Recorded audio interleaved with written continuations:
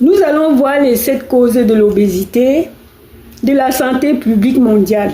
Vous savez, l'obésité est l'un des grands défis de la santé publique du 21e siècle. Selon l'Organisation de la santé publique, l'OMS, le nombre de personnes souffrant de l'obésité n'a que triplé depuis 1995. C'est 75, pardon. Depuis 1975. Pourquoi l'obésité touche-t-elle autant de personnes dans le monde? Voilà donc là où nous y sommes aujourd'hui. Nous allons parler des 7 causes pour que nous-mêmes, nous tous, nous puissions éviter d'être obèses. Parce que l'obésité, c'est la porte ouverte pour les maladies, les chers amis. La première cause, c'est notre alimentation. Vous savez, l'alimentation ultra transformée que nous achetons, ces produits ultra transformés sont gorgés de sucre ajouté, de graisse, des addicts. Et c'est ça qui nous stimule pour consommer assez de calories dans des aliments qui sont déjà préparés. Tu ne sais pas la quantité du sucre qui est dedans. Et c'est ça qui fait que nous consommons aussi assez de graisse qui va aller donc stagner dans nos ventres, dans nos cuisses. Alors, notre alimentation étant une première cause, et nous devons apprendre aussi à nos enfants à regarder les étiquettes et voir ce qu'il y a, même à nous-mêmes de regarder pour éviter d'entrer dans l'obésité, dans le surpoids, parce que nous ne devions plus être à l'hôpital tous les 4 matins, l'obésité étant une porte ouverte pour les maladies chroniques. Il y a les gens qui s'en vont au marché, il y a le marketing, nous sommes encore dans la première cause. Il y a l'alimentation, les marketing alimentaires qui font des promotions. Toi qui arrives au marché, tu vas voir des choses moins chères qui sont donc, j'achète un, on me donne un, tu vas acheter beaucoup. Ce n'est pas ça maintenant, il faut faire attention parce qu'il nous stimule non plus de tout acheter et même aussi de trop manger. La deuxième cause aussi, c'est le mode de vie de plus en plus sédentaire. C'est-à-dire, il y a les gens qui travaillent beaucoup au bureau, il y a ceux qui passent leur journée à regarder les écrans.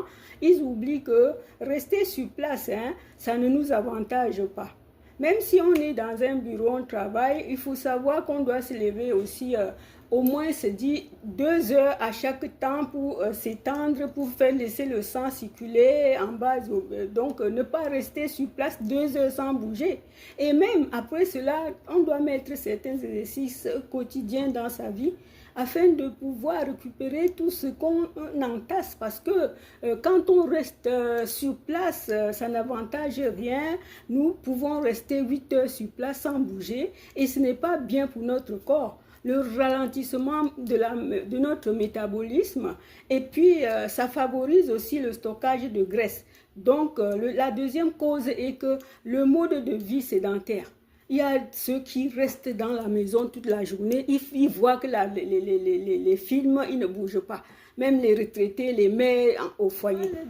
De notre mode de vie sédentaire, l'OMS a recommandé de faire au moins 150 minutes de marche par jour. Oui, il y a d'autres qui n'atteignent jamais. Et pourtant, c'est recommandé. Et c'est comme ça que beaucoup de personnes n'atteignent pas parce qu'ils n'ont pas ça dans la tête. Si vous avez ça dans la tête, il y a d'autres personnes qui portent des montres pour voir s'ils piétinent un peu. Il y a certaines montres qui nous donnent le nombre de pas qu'on a fait dans la journée et le manque de temps aussi pour d'autres personnes, manque de motivation. Allez, soyez motivés, soyons motivés pour ne pas entrer dans l'obésité, pour ne pas stocker les graisses, pour dynamiser notre corps. Même si dans la semaine, ce n'est pas possible, je te conseille aussi que tu peux aller dans une salle de sport ou bien la marche avec les amis ou bien sortir aller dans la natation pour stimuler ton corps. Même si c'est une fois par semaine, c'est déjà pas mal. Et donc, quand on a déjà ce réflexe-là, c'est déjà très bien. La troisième cause de l'obésité, c'est aussi les facteurs psychologiques et émotionnels. Vous savez, le stress chronique pousse les gens à trop manger du sucre, à trop manger, des graisses, parce qu'ils ont toujours faim, ils ont toujours besoin de manger. Et on dit souvent que c'est une compensation, mais cette compensation favorise le taux de cortisone qui est l'hormone liée à la prise de poids abdominale. Donc, quand on mange tout, qu'est-ce que ça va faire? Le ventre va gonfler, puisque le corps ne peut pas tout assimiler, c'est impossible. Quand on mange sans savoir quoi on mange. Donc, vraiment, aussi, les problèmes psychologiques et émotionnels ça pousse à manger du sucre parce qu'on n'est pas bien dans la tête, on mange n'importe quoi. Lorsqu'on se sent autrement, on cherche seulement à manger. Oui.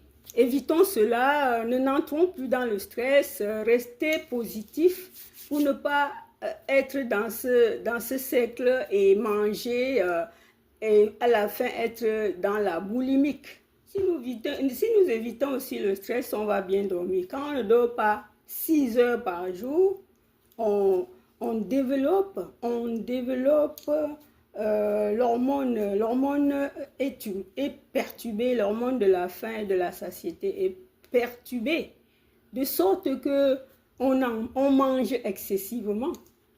Donc, tu n'as que faim, tu n'es même pas rassasié. À chaque moment, tu as faim. Donc, il faut vraiment qu'on essaye de gérer, de gérer le stress. De gérer le stress émotionnel, psychologique, et pour pouvoir ne plus manger à chaque moment. La quatrième cause de l'obésité. Les causes socio-économiques et culturelles. Il y a aussi les gens qui ont besoin de bien manger, mais ils n'ont pas l'argent, ils n'ont pas assez de moyens pour s'en acheter. Ce qu'il faut, parce que les légumes, les inégalités d'accès à une alimentation saine, donc c'est-à-dire il veut bien les produits sains, comme les fruits et légumes, protéines de bonne qualité, ils sont souvent chers. C'est cher. Il n'a pas l'argent. Mais celui-là connaît quand même que c'est ce qu'il faut qu'il mange. C'est ce qu'il faut qu'elle mange. Mais il n'a pas les moyens. Donc il y en a qui sont dans ce frein-là, qui ne peuvent pas arriver à faire le choix de leur alimentation. Et c'est là où nous y sommes quand on est dans ce fléau de manque d'argent là. Nous devions aller peut-être se faufiler bien pour chercher où on peut s'alimenter. On peut acheter les fruits et légumes à un bas prix. Ou bien encore, on va essayer de chercher comment manger autrement. Oui. C'est normal, chers amis, nous allons parler, nous sommes au cinquième cause de l'obésité qui est donc les perturbations endocriniennes. Il y a parfois les produits chimiques dans les plastiques, dans le comestique et dans les alimentations qui peuvent aussi perturber les hormones qui régulent la faim et le stockage des graisses. Ces perturbations endocriniennes sont reconnues aujourd'hui comme un facteur d'aggravation de l'obésité.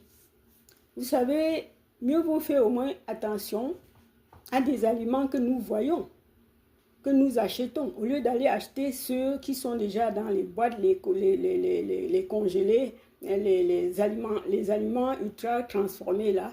C'est mieux d'acheter au moins les légumes avant que les plastiques, parce qu'on dit même que dans les plastiques, il y a les produits chimiques, dans le comestique, les produits que nous mettons sur la peau, pour défriser. Donc nous ne sommes pas épargnés, nous ne sommes pas sortis de l'auberge, hein, les chers amis. Il faut vraiment qu'on fasse attention sur ce que nous pouvons le faire, ce que nous voyons. Voici la sixième cause de l'obésité. Sur notre plan physique, l'obésité augmente considérablement l'augmentation des maladies chroniques tels que le diabète type 2, l'hypertension artérielle, les maladies cardiovasculaires, certains cancers sur la santé mentale et sociale, les personnes obèses souffrant de la discrimination, une baisse de l'estime de soi, émanant parfois l'isolement social. Oui, il y a les gens qui ont l'estime de soi, ils ne peuvent plus sortir, ils ne peuvent plus aller quelque part, ils s'enferment sur eux. C'est une maladie qui est c'est comme si, alors que c'est mondial, si tu es en obésité, ne t'enferme pas, cher ami. Il faut aller vers tes amis, tu vas prendre l'estime, tu auras l'estime de toi, toi-même, tu vas t'aimer. Comment prévenir et lutter contre l'obésité? L'éducation nutritionnelle dès le plus jeune âge. Apprendre aux enfants à lire les étiquettes pour comprendre les besoins énergétiques est essentiel dans tous les aliments, oui. Et puis, on encourage aussi les gens de faire les activités au quotidien. Par exemple, la marche. Et même les autres pensent aussi que bouger, c'est seulement aller en salle de sport. On peut marcher, on peut même monter les escaliers. On peut même faire des exercices en plein air. Faire des exercices en plein air, c'est déjà l'action qui est très, très efficace. Quand il y a un petit soleil, rayon de soleil, vous sortez là, vous faites mais c'est très bénéfique. Donc, vraiment, je vous exhorte, hein, l'obésité est vraiment mondiale, un fléau qui touche tout le monde entier. Ce mondial, ce n'est pas seulement individuel, mais aujourd'hui, il y a trop de dépenses par rapport aux soins de ceux qui sont dans l'obésité, parce qu'il faut en prendre, ils ont toutes les maladies. Alors les amis, essayons de nous d'éviter d'entrer dans ce cercle vicieux. Si tu as aimé cette vidéo, il faut liker, il faut partager, il faut mettre le commentaire. Si tu es en obésité, il faut mettre tes commentaires. Ou encore, si tu connais quelqu'un qui est en obésité, tu mets ses commentaires, comment il se sent, est-ce que vous aviez compris que cette vidéo a vraiment réveillé les esprits. Il faut me mettre les commentaires. Ben, je vous aime tant et je vais faire avec vous bien. Merci beaucoup, à bientôt. Bye.